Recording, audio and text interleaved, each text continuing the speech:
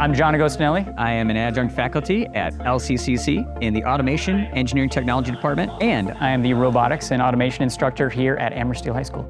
This is our advanced manufacturing lab. We knew that industrial robotics and programmable logic controllers were the foundational skills that we really need.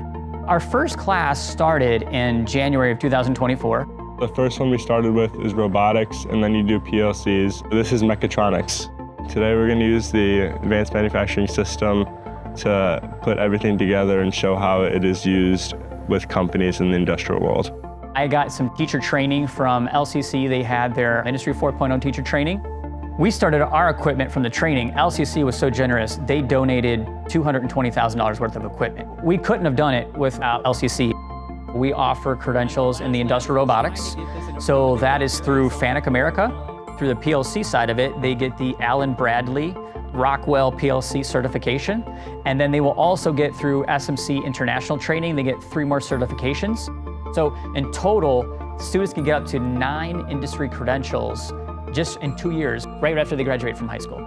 In college, I want to be a mechanical engineer, and I've always enjoyed doing things hands-on, like electronics and coding. So that's why I did robotics, and then it just grew on me.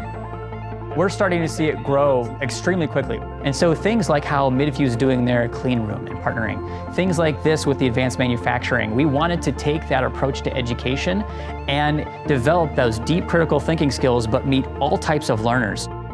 We're working with companies locally, Tokus Products is one of them in Avon, and they're open to doing earn and learn, like where they go to school half the day, and then they go and work for them half the day. And I'm seeing so many openings coming up right now. We've got a lot of people retiring into trades, and so we want to really be that career tech education school that can really get that hands-on, those jobs to meet those students who, that's what makes them come alive. And look at what you see here. I could not have done this without Lorain County Community College.